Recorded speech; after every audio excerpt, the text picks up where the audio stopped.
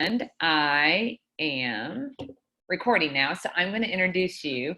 Welcome, you guys, to our Wednesday night Team United Nation trainings. I'm so excited to bring to you this special guest that we get to have share with us tonight. And this lady is impressive for so many reasons. She is Dr. Laura Fortner, and you guys, to me, she's one of those people. And Laura, I know you're going to minimize this, but I worked around all those doctors as an advanced practice nurse for my whole life before Arbonne. And then I talk to a lot of doctors and I do life with a lot of doctors. And I know the mentality of the doctors in the general, population. And then I see you and what you do in Arbonne. And by no means do I tell people you should go sponsor every doctor in your life because they're going to be just like Dr. Laura Fortner. Because it is like me, you're laughing, you know what I'm talking about. Because it's just so bizarre to think that somebody that worked as hard as you did, went to school, invested money, time, sacrifice, all of that, you guys, because she worked as an OB/GYN before Arbonne. And what I love is that she still does it. I mean, I've been on, meetings with her where I hear her talk about her medical mission trips and what she does now in the mission field with what it is God has gifted her the ability to do. And yet she gets to stay home and be a family. And she, never would brag about herself and all that she does. But you guys, this lady is impressive. And I look at her professional background and I'm like, it is so cool that we get to have her in this business with us as a sideline sister and as a light to people in the world that go, people like her can even come in here and do this business and it be worth it. And no matter what your doctors that you're talking to or, go to may think or say about what it is you do, this lady validates what we do. And she's just one of the many professionals that we have. I mean, we're all professionals in this business, but that had that professional title that people hold up in esteem in the regular marketplace. And it was still so humble and grateful when she got this opportunity to say yes and let it change her life. And now, as much as she makes a difference in the medical practice that she did, she's making a bigger difference with the work that she's doing in Arbonne. And I'm so excited for her to share, and I won't take up any more time, but I just want you to know that I just love having you as a friend and as a sister in Arbonne, but also as that validation in life that people like you can do this business and it be better than what it is they work so hard to do. And I don't minimize it, but it definitely is a better way of living still, even though what you have is something that people hold up so high. So I will turn it over to you and just know that I'm grateful, thankful, and people are super excited to be sitting at your feet tonight. Oh, thank you so much. That was like the sweetest introduction. And gosh, I just tell people I got smarter. I mean, I figured it out. And I look at my doctor friends and I'm like, I feel bad for you. So what I want to do tonight, you guys, first of all, I'm super honored to be asked. And I find so much joy in being able to hopefully give you anything from my story or from the things that I say that you can turn around and maybe run with it and it give you some hope or courage to go out there and work this business. Because I started the business 13 years ago and I never in a million years thought I'd be sitting here doing this. I mean, I was working 80, 100 hours a week. I was super, super busy. I had 3 little kids at home. They were 5, 3, and 1. My husband's a farmer, so he was kind of raising our kids, and I was a passing in the wind. And that's what it had to be. Because of the career path that I had chosen as an OB/GYN, I couldn't decide to be a stay-at-home mom. Like we had bills to pay and I was paying those bills. And so that was kind of my life. And I feel like God gave me the gift of my hands and the gift of service to women. And I was fulfilling that purpose and I loved it. I absolutely loved it. So it wasn't like I wasn't looking, for Arbonne. I didn't know it at the time that I needed it.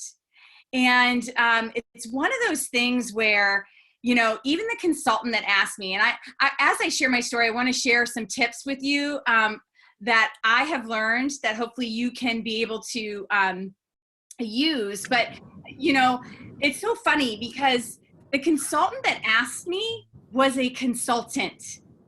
She was not a manager. She had 30 seconds of courage where she picked up the phone and called me and asked me to look at the products. And she went the product in because I think she was scared, right? And she didn't know what to say. But, you know, the funny thing is I, for whatever reason, I said, yes, you know, drop me off the products. I'll try them. But I actually gave her a little snide remark at the end, like, you can drop them off. I don't know when I can get to them. I'm super busy. I have no time. And so she dropped me off the RE9 set to try. And it sat on my kitchen shelf for about 3 weeks. And she persistently, pleasantly called me. I did not pick up the phone. So lesson 2 is that if people are ignoring you, it's not about you. I wasn't thinking about her. I didn't care about, you know, that she was wanting to get back to me. I was too busy in my own world. I had a lot of things going on. It was insane for me. And so I couldn't even think straight half the time. I was on call constantly. I was never home. I was sleep deprived. You know, I had all these things. And I think when we get rejection, or we get somebody that's not answering our text or answering our phone calls or whatever, we look at that as a failure to us. And you guys, it has nothing to do with us. It's all about them and what they're dealing with at that moment in time. It's not about you. And so that was me. And eventually my husband said to me, after about 4 weeks this went on, he goes, would you just try this stuff? Pick up the phone and talk to her. And so I did pick that up. And the funny thing is when she asked me to take a look at the products, our practice was embarking on skincare and opening up a medical spa and doing all these other things. And so I told her I was picky. I told her, you know, I needed the ingredients. So of course in the set, there was all the ingredients and all the stuff about Arbonne in there. And of course I had to read it all, and I had to do all that before I tried it, because I wasn't going to try it if I didn't like it, you know, what they said it was. And so anyway, long story short, I used it. I fell in love with the products, and I fell in love with the philosophy of the company, to be honest. And as an OBGYN, 13 years ago, I was getting like data coming across my desk talking about harmful chemicals and preservatives and how they were affecting women's health. And the funny thing is there was an article 20 years ago, you guys, about talc and talcum powder and ovarian cancer. And I don't know if you've heard about the big lawsuits going on with Procter & Gamble. Like, we knew this 20 years ago, and now this is just happening.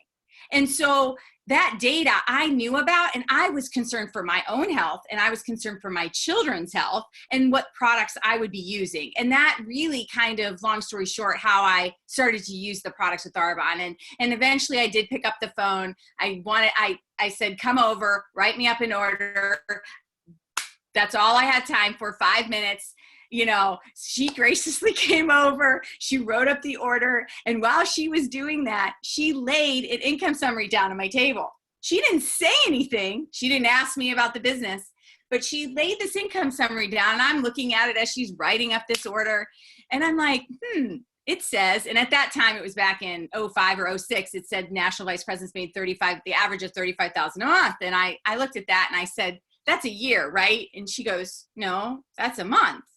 And I'm like, I couldn't register it. I couldn't register it because I had spent 12 years in school and mentoring to be able to get out, and thousands of dollars to be able to get out and make that kind of an income as an OBGYN. And I couldn't wrap my head around, how could these people be making this and have no college degree? Like, I didn't get it.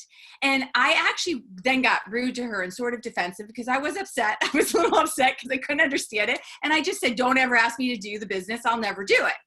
And she said, no problem. And she walked out my door and I started using the products. That was it. And so you guys, one of these, I want you to take home tonight this one lesson of calling and having that 30 seconds of courage of your chicken list. I know you all have it. I know you all haven't called all your chicken lists. I do know that. And I do know that it's the scary people that amount to massive things. And you never know who you're planting seeds with. She planted a seed that day. She didn't even know she planted. And I didn't even know she planted. And you know why? Because what happened is after she left, I started to think about my kids, my 3 little ones, the things that I was missing, the time I was spending away from my family and what I had to do for the rest of my life. And I started to contemplate all that stuff and started to think, how can these people be making that? That was a seed that day. And even though I was rude and told her I would never do it, people think about it when it presents itself. They do. And, you know, just like I say, if you're at a one-on-one or you're at a show, if you don't plant the seed and ask or show them what's possible in Arbonne, they're not going to say yes, you know, or they're not even going to think about it. Your job is to share with them vision and share with them the possibilities and the hope of what Arbonne could do for them. And that's what she gave me that day. But it took me a while to come around. Okay. So it wasn't immediate for me. And just as, you know, and my aces on my team, they would probably tell you, I mean, one of them, you know, was probably 7 years before she said yes to this business. Now, I didn't take 7 years. I took several months. But, you know, a no to me and a no to you should just be not now. And those people always stay on my list of prospects. Even if somebody says no, and I really want them on my team, they stay on my list. A no is not a no to me, because I know eventually it'll turn into a yes, because life happens, distractions happen, and we all go through events that we start contemplating what we're doing with our life, right? And so that was me back then. And it got to the point where I came home one day and my little boy, who was 5, ran up to me and asked me why I was home, because I was never home. And after that moment, I thought, what am I doing? If I think about my life in 5 years, 10 years, 20 years, I'm going to be doing what my partners were doing. My partners were in their 60s doing what I was doing, working all those crazy hours. And I started to think I didn't want to be that person. I wanted to be home with my kids. I wanted to have flexibility. I always saw myself as being able to go take my kids to school, pick them up, do those things with them. And it wasn't happening in reality. And so that's why I ultimately said yes. And the thing is, I was scared like everybody else. A physician, just because we have an MD by our name, doesn't mean a thing. Like, and my husband teases me about this. I'm really book smart. But if you ask me common sense stuff, oh my gosh, I live on a farm. I had to drive the tractor one day and it was horrendous. And he just yelled at me the entire time. I was like, I cannot do this. I just don't have that sort of knack of common sense. But I know a lot. So, but the thing is, you know, doctors per se, we're just normal people. We're ordinary people too. We want what you want. Everybody wants what we all want. Everybody. So when I said yes, I was scared. I didn't know what the heck I was doing. But the one thing that I think, you know, and what I love about sponsoring healthcare people is they love to help people, but then they also don't know anything about business. And so we're coachable. So I just became coachable, and I did it wrong.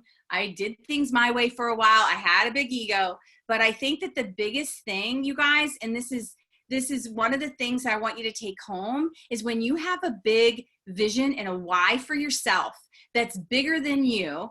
And mine was my 6 little eyeballs at home. I wanted to be home with them. And it didn't matter. I didn't know how to do the business. It didn't matter that I couldn't sell anybody anything ever in my entire life. And I'm horrible at it. I'd rather buy people stuff. It didn't matter that I got a rash from head to toe every time I got in front and did public speaking. And I used to take blood pressure medicine to do it. I mean, it didn't matter that I had all these things that I had to go do with Arbonne, because my why was so big that I wanted to be home. And people didn't care what I knew about Arbonne. Like, they didn't care about the knowledge or the facts about the products or any of that. You know what they were attracted to was my passion and conviction about what this business is going to do for me. And everything that I did, whether it was a one-on-one or show or wherever I was at, I shared my passion, my vision, and my why. And that's what got me where I'm at, to be honest. I didn't have skills. Yes, I got better as I went along. And yes, I learned them. I learned how to copy the best, right? But I think the whole point of this, you guys, is people don't care about the facts. They care about your story and your why and your vision and the hope that you can give to them and deliver it. And all it is passion and conviction. And if you don't have it right now, I'm going to ask you to dig really deep and figure out what it is, because, you know, your why is going to change along the way. Some of you might have been here and gotten your why. I got my why. I got to stay home. And so I started the business. I was scared. I went, quickly to area manager and then to RVP. And then I kind of stalled out and I hadn't replaced my income yet. I was in this funny phase of like being an RVP, but not making enough to be able to quit my job. And not that I wanted to quit. I still want to do OBGYN, but I wanted to cut back. I wanted to be able to have more freedom and flexibility. But I kind of got in this world of like figuring out what I need to do next. And some of us get to these plateaus in our business, right? We get somewhere and then we can get distracted or become complacent or think, oh my goodness, I've done enough. I don't know if anybody can relate to that. You know, oh gosh, I've done all this work to get here. But here's the thing. You need to dig deep, because I really believe there's a reason that you're here. There's a reason that God has called you to do this for whatever. It's bigger than you. And complacency just breeds mediocrity. It doesn't breed where you are meant to thrive. You are meant to thrive in this world, and you've got something in you that you need to go out and share. And I don't know what that is, but for me, I was at this point where, yes, I wanted to be home. And so that drove me, but what drove me was a bigger purpose of, I knew I could make a bigger difference by helping, start up a medical mission and being able to deliver care where people couldn't get care. And that was bigger than me. Right. And that just drove me to go to national vice president. It took a while to get there. And sometimes our journeys are up and, our journeys can go up and down. They can plateau. They can, be great for a while, those kind of things. But I want you to know, and here's what I want you to also know. This is normal. It's normal. And it doesn't matter what happened last month or the month before or the month before. It doesn't really matter. It matters what you decide to do tonight. That's what's going to matter, what your decision is. And a decision in our business is an action step. It's not, because people used to say, I used to think this too. Oh, they say make a decision. I made the decision. Well, I never really made the decision, because it's an action step. And a decision is a decided heart that you're all in no matter what, and you're going for it. And you're going out there and you're delivering with passion and conviction, and you become unstoppable that way. And so if you're not, some of the characteristics I love to share about being decided and making that decision as an action is, are you stubborn, right? Are you relentless? Are you persevering? You're not giving up no matter what somebody says. You have blinders on. It doesn't matter. Like, you push through no matter what. So is that you right now? Because if it isn't, then you haven't decided, right? You don't have the decided heart to go to that next level, or go, maybe it's not about a level or a title, but it's about helping others. For me, when I, decided, that's when everything, mountains move for you when you do that. And so really think about some of those characteristics. Do you have them? Are you clear about what you want? Do you have a vision of where you're going? Those kind of things matter. And I think, along the way we can get muddied, but we can then break through and go beyond that. And but I want you to know it's normal. Like, I want you to know, like, if you're on this call, you're just trying to get to, figure it out or whatever, make the action step tonight. Call your VP after you get off this and say, hey, I'm decided. I want to go to this level, or I need to be here. Help me, teach me what I need to do. And let us coach you to help you get there. Okay. And I think the biggest thing that I want to share, you guys, is personal growth. And you have heard this so many times. I'm sure you've heard it so many times, but along my journey, I was able, so within 4 years, I became a national vice president. I was able to retire from practice. Okay. And I didn't mean to go in there. By the way, I didn't mean to go in there and retire. I meant to go work very part-time. And I walked in to my partners. And this is a funny story. I walked in and I said, I want to go part-time. This is what I want my schedule to be like. And they all looked at me like I was an alien. And they basically said, there's no way you could do that. And I was like, okay, well, if I can't do that, then I'm walking away because I want my life back.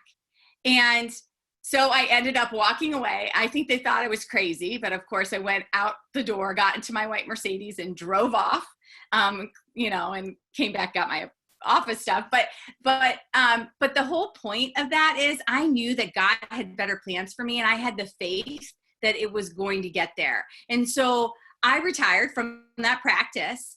And what I love is doors opened for me massively after that happened. It was a little scary to do that, but all these doors started to open. And really what was amazing is this medical missions that started to come to fruition in Guatemala for me. And that has been part of my heart. We've been able to develop a women's clinic down there with surgery as well as clinic. And we see women that have no service whatsoever and make a huge difference. And in the remote mountains of Guatemala and in the rainforest in there. So it's just insane. What has started out as a tiny OBGYN going just to see some people to a whole clinic is incredible. That's fully staffed now, and many OBGYNs go now, and many teams go now, and it's just an amazing thing to see. So what's planted in your heart? And, where do you want to be? And what is it that God has tugged at you for years? Because I feel like that was me and I didn't always listen. And so when I retired, you guys, I was able to do that medical missions. And, I've had some setbacks along the way, like everybody else does. And I just love to share, no matter what happens, because we all have personal distractions. We all have issues that come up. Kids get sick, parents ail, divorce happens. All these things happen in our life. And a lot of times we get blindsided. We don't know it's coming, or these episodes happen that are earth-shattering to us. But I want you to know that this business is a vehicle to get you through that and to not give up. Because I probably had the worst personal year of my life last year, but the best year of my life in Arbonne. And I really believe it was because I pushed through and I didn't give up. I've been doing this business for 13 years. And you guys, don't give up. That's do not give up. Your life will be forever changed in ways that you had no idea by just trudging through. And I'm going to ask you to refocus. I'm going to ask you after tonight to make a decision tonight and then refocus. Go start doing the dailies. Go do the little things that add to massive success by the end of this year. We are in September, which is an incredible month, right? We have incredible things that Arbonne has just offered us. And our fall quarter is our best quarter ever in Arbonne. And so you can change the trajectory of where your business is going. And if your business is on fire, you can just make it more on fire. And if you haven't done that, then go for it now, because you can change it by just doing the small little daily things tomorrow and the next day and the next day and the next day that will add up to massive success by the end of this year. And you can be where you want to be and where you know that can get you, your why, whatever that is for you. So when you get off, I want you to text your VP and I want you to tell them, are you all in? Are you diving in? Because that was me last year. Even though people could have said, it's okay, Laura, you don't have to do anything. You can crawl up under your desk into the fetal position and stay there because of what was going on around me. I could have easily done that, but instead I used it as my fuel. So I want you to take your distractions and the things that are happening in your life and use it as fuel to make your life better and to go after what it is that you're looking for with this company and your dreams and your desires and your vision of where you see yourself. Thank you so much for sharing. I know I've already spent 30 minutes, but Carlita, I have chill bumps, Laura, because seriously, you hit on so many things and all the important things really that we need to focus on and know as truth, and then just go do it, because it's just all the lies and the junk in our head that keeps us from focusing on everything you just said you did. I love your story. I love how your consultant had 30 seconds of courage and how you responded, because it's typical, really not just of anybody, but I'm laughing because it's so typical of the professionals of whatever kind out there. So I have a question for you, because I think some people might get off of here and take the easy way out and go, well, yeah, it's great for her to say all of this because, she's a doctor. And now if she talks to somebody, they just automatically say yes. So there we go. I wish they did. Yeah, I wish they did. You know what's so funny? I actually have a little disadvantage because people think that I'm a doctor and that's why I'm successful. So I think I get actually more no's than other people. Right. But you know what, you guys, it's not, like I said, a no is never a no, number one. It always can turn into a yes because of life happens to everyone. And the thing is, are you in that person's life, or at least building relationship with that person, so then when life happens to them, they will say yes. But you guys, I'm no different than you. I didn't have a skill to me. I'm the person that read 1,000 pages of a book called The Cell. That's what I did. I didn't know, like the skills and the stuff at this business, I had to learn like everybody else. I just learned it. I copied it. I was good at copying what other people were doing. And I'm going to tell you two things. One is effective communication. Most of it is by your body language and your tone of voice, not what you say. So I'm going to share with you, don't text. I'm going to encourage you to voice message or talk to the person in person or on the phone, because the tone of your voice along with your body languages is, I think, 80% of effective communication. Only 20% is what you say. And so you could not say the right things to somebody and still get a yes. And I think that's what happened with me and my consultant. This consultant, she wasn't even a district manager, you guys. She was so scared to ask me. She told me it took her 9 months to call me up and ask me. And she had been thinking about me for 9 months. She knew me from church. She saw me from afar. I went into a Bible study one time with them. And I started to cry about something, about my son or something. And she remembered that. And it took her 9 months to ask me. So, and I don't think that she was expecting a yes either, to be honest. I think she didn't know what she was doing. She had just started Arbonne. She wasn't even a district manager. She'd been in the business 9 months. Right. Yeah. So, and I agree. I think people think that, oh, well, you're successful because you were successful. And that's, you know, it's there. Everybody has their hard. So I just want people to hear that it's not, you know, automatic or easy once she decided to say yes to this business to have her business get successful. And you guys, what she's done is learn how to do this business at the same time life happened, which is what everyone has to do in order to get successful. I say it all the time. When you can do life, let life happen to you, and you can still stay focused on doing your business. And I typed in the comments, not be reminded, have to be reminded, hey, have you picked up your Arbonne business today? Hey, have you gotten that activity that you were going to do? Hey, have you identified those dream team people yet that we talked about and helped you identify? Have we gotten appointments with those people yet? You're not having to be asked and reminded to do that. You are decided in it. And when you get that decided, like everything else falls out of the way. Life that could stop you no longer even touches you because you are plowing through it to get to where you want to go, to get to your why. And your why has to be big. And even though her kids were a big why, because that life is so hard.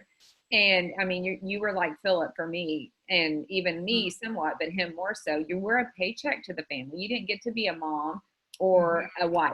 You were the paycheck. And I say that about Philip all the time.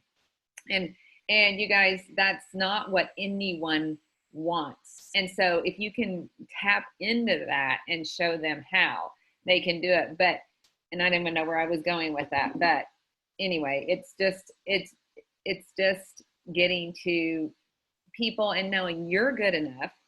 And like what you were doing, like being a mom and those kids being your why. But your bigger purpose now is that you know you have even a bigger purpose than just being a mom. As much as that mom why was your focus initially, it's not your focus anymore. Like you were done with that and got done with that when you were Nation, and you work harder and do more. It's so fun to watch you.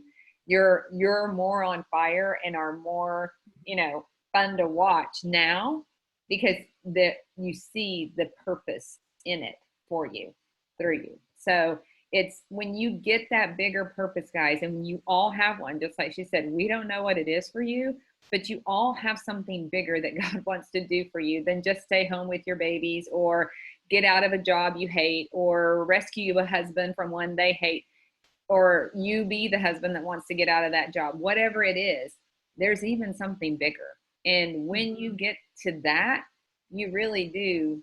It just kind of is in the front of you every day, and that's all you focus on. And in the process, you take care of everything else in your life. You never have to give up life and what she gave up to be an OBGYN to do Arbonne. You don't have to sacrifice what you have and that's so important to you to be able to live out your purpose when you use Arbonne as your vehicle. When you use medicine as a vehicle, you're going to give up what really matters to you and the most precious gifts that you have been given and entrusted with. When you do Arbonne, you don't have to give any of that up. You just get to run full out in the direction of your purpose and take care of and enjoy the blessings that you have been given at the same time. It's the most beautiful thing. So thank you so much for everything. I mean, like, this was so powerful. I'm so glad I have it on recording. And just keep doing what you're doing, honey, because you are a light in this world in a special way that helps everybody know that we need to have courage to talk to people even like you, as amazing as you are. So love you. Thank you. And I will see Thanks, you guys. Okay. Thanks so much. Bye. Bye-bye.